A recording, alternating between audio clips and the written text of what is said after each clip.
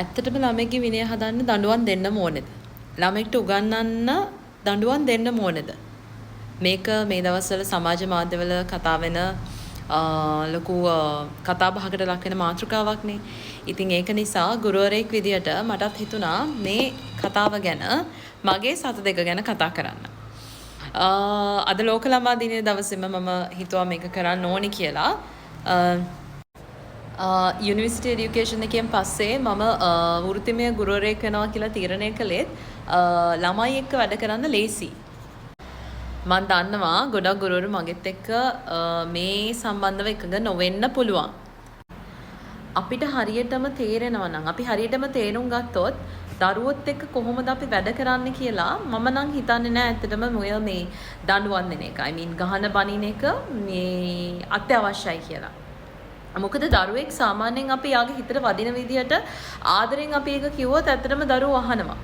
දරුවන්ට එහෙම බැරි කමක් නැහැ. හැබැයි මම කියන්නේ මෙහෙමයි ප්‍රයිමරි එඩියුකේෂන් කරන ගුරුවරයෙක්ට සමහර විට තරවටු කරන්න සිද්ධ වෙන්න පුළුවන්. ඒක ගැන මම ඇත්තටම මට knowledge එකක් නැහැ because මම primary education එක කරපු teacher කෙනෙක් නෙවෙයි.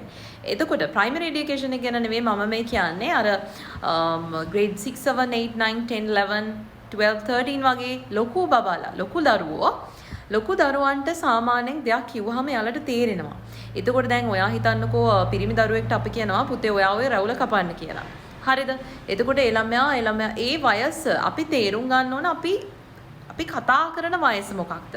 තරුණ වයස කියලා කියන්නේ දැන් ඔය ටීනේජ් කියලා කියන්නේ ටිකක් අර හරි දරුණු වයසක්නේ. ඔයත් ඒ වයසේ හිටියා. මමත් ඒ වයසේ හිටියා. අපි හැමෝම ඒ වයසේ හිටියා.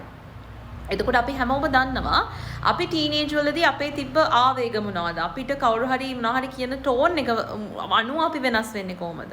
එතකොට අන්න ඒ වගේ දේවල් අපි හරියටම අයිඩෙන්ටිෆයි කරගෙන අපි හොඳට ඒ ගැන හිතලා අපි දරුවෝ හදන්න ගියොත් මං හිතනවා ඇත්තටම අපිට කෝටුව නම් අවශ්‍ය වෙන්නේ නෑ දරුවෝ හදන්න.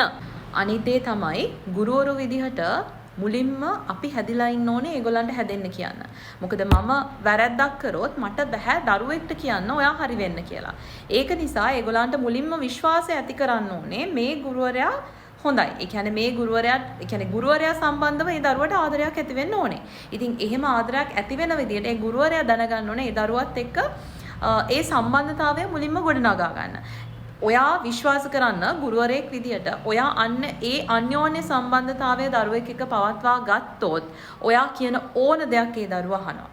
හොඳ ගුරුවරයෙක් විදියට ඔයාට කරන්න තියෙන එකම දේ තමයි ඔයා දරුවත් එක්ක ඒ වගේ දරුවට ඔයා ගැන පැහැදීමක්, විශ්වාසයක්, ආදරයක්, ගෞරවයක් ඇති වෙන විදියට ඔයා ඒ විශ්වාසය ගොඩනගා ගත්තොත් ඔයා වෙනුවෙන් ඒ දරුවා පණ උනක් දෙනවා.